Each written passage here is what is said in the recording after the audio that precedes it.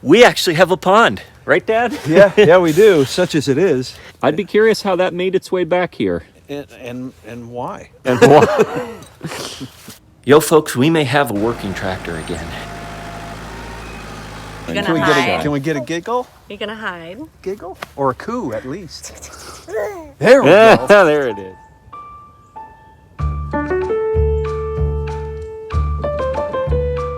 Hi there, yo, folks. I'm Sean the Modern Yeoman, and I'll be honest with you. There's a point a few months back where I thought I was in over my head and that I may have made a mistake when it came to getting pigs, because the pigs are very, very destructive to the ground. And I was worried that I took them on without fully realizing the type of damage they'd do to the ground. That's what I thought a few months ago.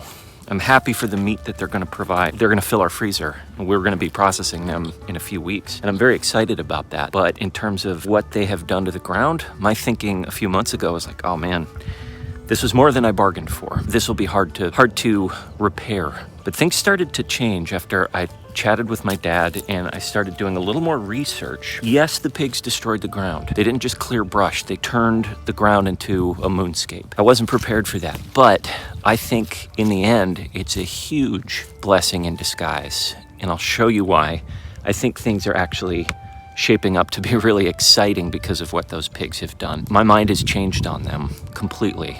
I went from excited about the pigs in the very beginning, excited about the meat they were going to give, to not so pumped because of the damage they were doing to the ground, to now I'm very excited again about what they've done. Oyster mushrooms. We've been harvesting these things and putting them in our omelets, and they're pretty good, actually. Free food from the homestead. We'll take it.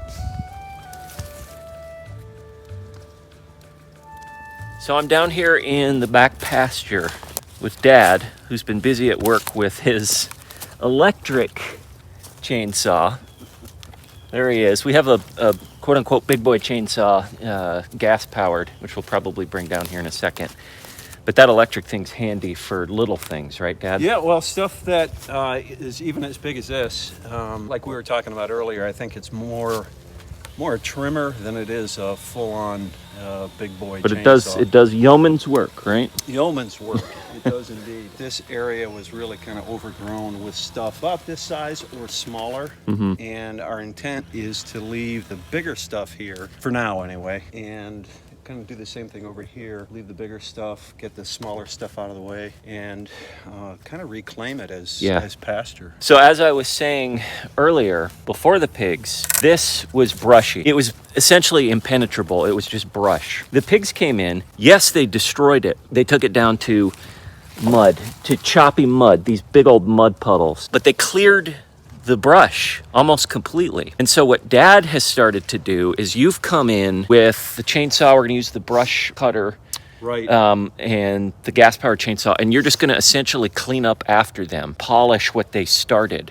We would have never had, yes, it's muddy right now, we would have never had the opportunity to clear it this easily if it wasn't for the pigs. So the pigs did us a very solid thing by essentially just taking everything down to the roots. Beyond the roots. They took out the roots too. Yeah, they rooted. They demolished it. And so I was initially kind of bummed because like, oh man, the pigs are really taking this down too much. Now I'm very glad that they did. So we're going to continue. We've essentially opened this area up in a way that it never was. This was all impenetrable brush. Right. Now that it's cleared, the question is, how are we going to, what are we going to do next? Now that we've cleared it out, or we're starting to clear it out. And I think the answer is get the tractor down here, get some sort of attachment, like a rake attachment. Right. Level this stuff out as much as we can, and broadcast some sort of ground cover, some sort of cheap ground cover that's partial to shade, because this is a shady area. Eventually it'll be like kind of a silvopasture area. Yeah. So something that'll grow well in shade, we'll just broadcast it, cover it, and this will be a really nice little addition. Yeah, really, it looks to what we had back essentially here. What the pigs did is they opened this up for us, where before it was just kind of wasteland. It was just scrub. Now it's actually usable forested land.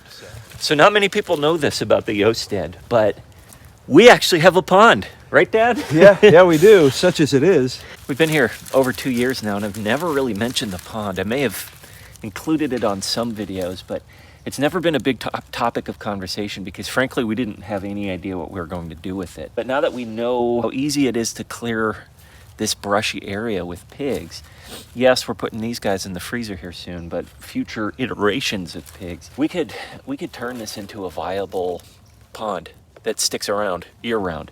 So I'm actually excited to see what we can do with this area. I'm voting for full-time pond here, bringing it back to its former pondish glory. Speaking of the tractor, it's been somewhat of a topic of concern lately because we've just kind of had it sitting here for, boy, over a year now without using it at all.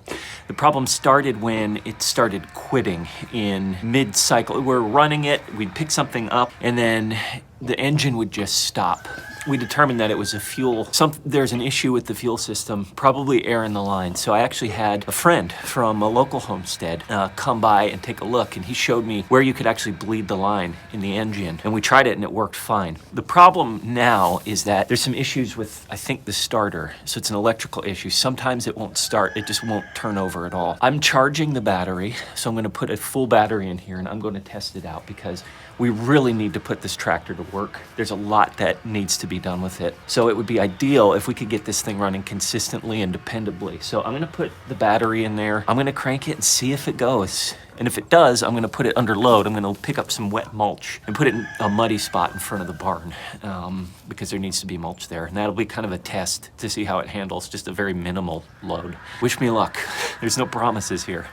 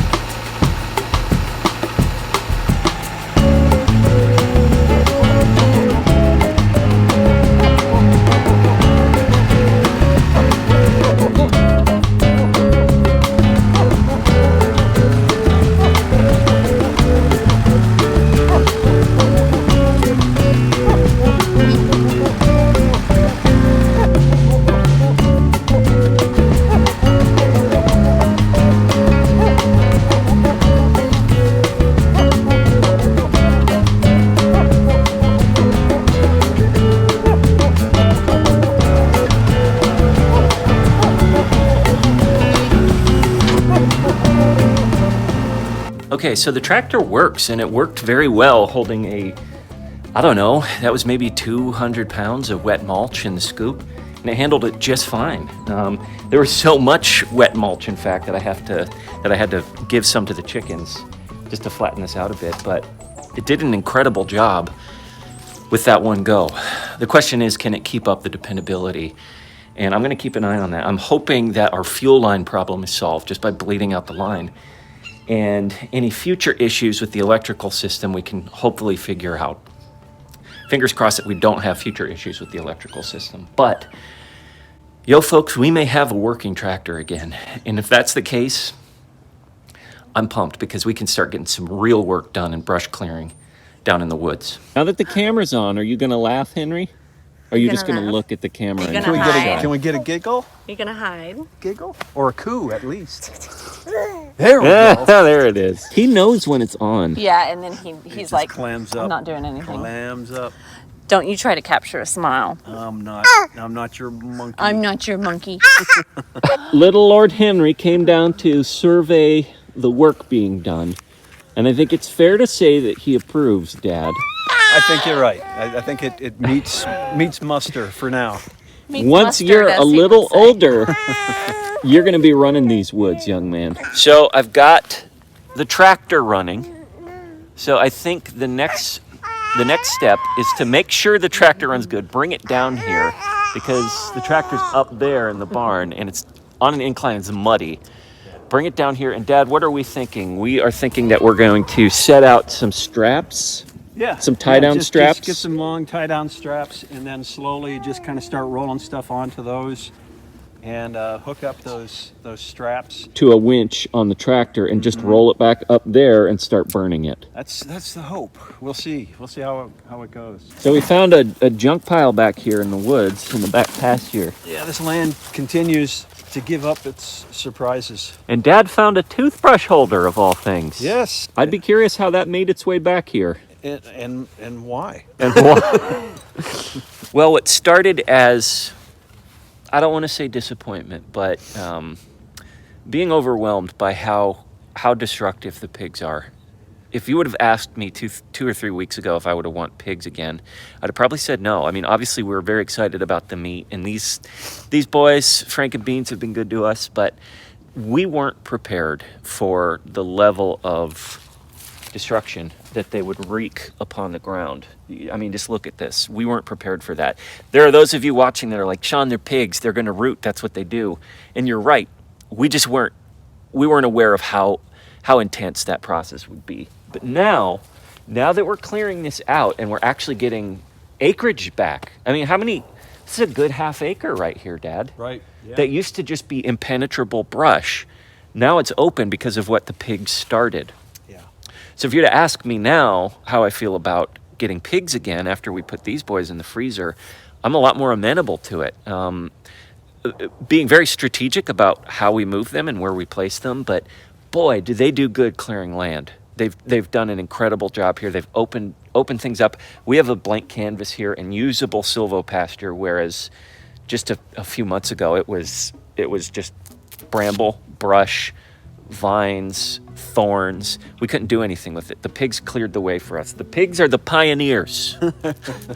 Thank you, Frank and Beans. Thank you, Frank and Beans. We appreciate what you've done here. And we'll be thanking them probably for many months to come. Yes, because they're going to fill some freezers. Yeah.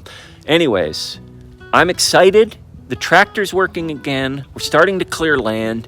I'm starting to feel kind of a revival of excitement here on the Yosted. We're starting to make some really cool progress. So we're going to keep this up. Stay tuned to see how things go. And until we see you again next time, remember, as always, slowly.